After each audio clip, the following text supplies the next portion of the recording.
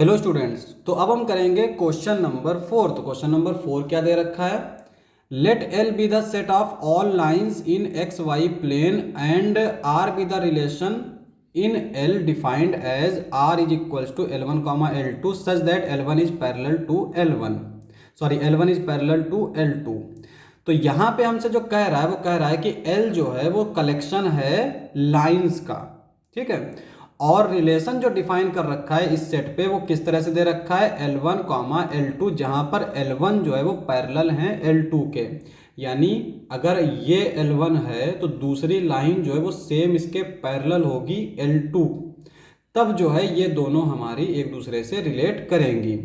So that R is an equivalence relation. तो यहाँ पे हमें प्रूफ करना है कि ये एक इक्विवेलेंस रिलेशन है। आगे भी दे रखा है find the set of all lines related to the line y is equal to 2x plus 4।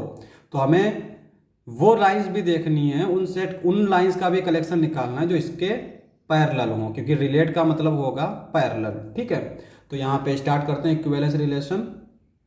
तो सबसे पहले इक्विवेलेंस रिलेशन होता क्या है? एक ऐसा रिलेशन जो रिफ्लेक्सिव भी हो, सिमेट्रिक भी हो और ट्रांजिटिव भी हो। तो सबसे पहले हम रिफ्लेक्सिव देख लेते हैं। रिफ्लेक्सिव रिलेशन क्या होता है? For all A belongs to A comma A belongs to R. A के हर एक एलिमेंट के लिए ए कॉमा ए को आर में होना चाहिए, तब हम बोलेंगे कि रिलेशन आर जो है वो रिफ्लेक्सिव है। अब देखो यहाँ पे लेट एल बिलोंग्स टू ए, यहाँ पे जो दे रखा है हमारा वो दे रखा है कलेक्शन ऑफ ऑल लाइंस। तो हमने इसको मान लिया ए, इसमें हमारी सारी लाइंस हैं, तो हमने एक लाइन ले ली एल। अब यहाँ पे एल जो है L is parallel to L, तो हर लाइन खुद के पैरेलल होती है। तो इसका मतलब ये हुआ कि एल कॉमा एल जो है वो बिलोंग करेगा आर में। This implies that R is reflexive.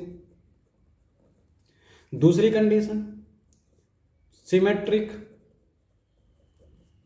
Symmetric की क्या डेफिनेशन है? If A comma B belongs to R then B comma A belongs to R. अगर ए कॉमा बी आर में है तो बी कॉमा ए को भी आर में होना चाहिए, ठीक है।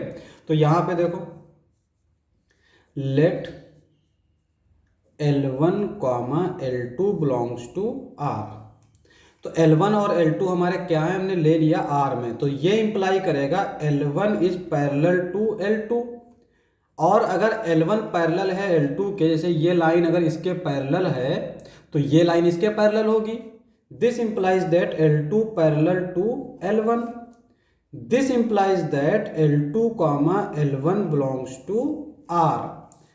तो यहां पे ये इंप्लाई करेगा R इज सिमेट्रिक। तो यहां पे R हमारा सिमेट्रिक हो जाएगा।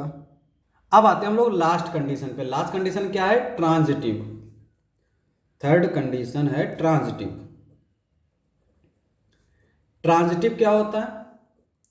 If A comma B belongs to R, B comma C belongs to R, then A comma C belongs to R. तो यहां पे कह रहा है कि अगर ए बी आर में बिलोंग करता है, बी सी आर में बिलोंग करता है, तो ए सी जो है वो आर में होना चाहिए। तो यहां पे हम मान लेते हैं let L1 comma L2 belongs to R and L2 comma L3 belongs to R. This implies that L1 parallel to L2 and L2 parallel to L3।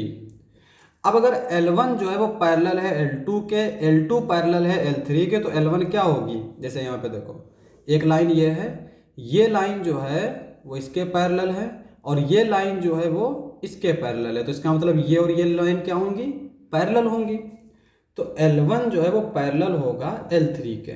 This implies that R is transitive, ठीक है।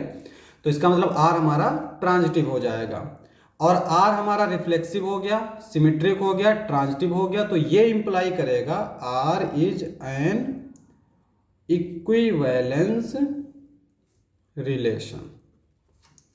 तो are हमारा एक equivalence relation हो जाएगा। अब आगे कुछ दे रखा है, find the set of all lines related to the line y is equal to 2x plus 4। तो इसके पैरेलल जो लाइन होगी वही लाइन इससे रिलेट करेंगी। तो इसके पैरेलल कौन सा सेट होगा?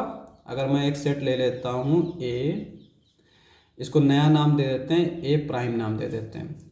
तो इसमें किस तरह के एलिमेंट्स होंगे? y is equal to 2x plus c such that c belongs to r। तो यहां पे ये जो है ना, इसके जो पैरेलल लाइन होगी वो कौन सी होगी? जिसका y का कॉफिशिएंट सेम होना चाहिए, x का कॉफिशिएंट सेम होना चाहिए, और कांस्टेंट वाला टर्म जो है वो डिफरेंट हो सकता है। अगर वो डिफरेंट है तो हमारा कोई दिक्कत नहीं होगी। तो दोनों लाइन हमारी क्या होंगी? पैरेलल होंगी। या फिर ये डायरेक्ट बोल सकते हैं कि दोनों का स्लोप जो है वो अगर सेम है तो लाइन पैरेलल होंगी। तो यहाँ पे जो टोटल पैरेलल लाइन इसके होंगी वो यही होंगी। तो ये हमारा सेट हो जाएगा। क्वेश्चन समाप्त। नेक्स्ट लेक्चर में करेंगे नेक्स्ट क्वेश्चंस। आज के लिए बस इतना ही।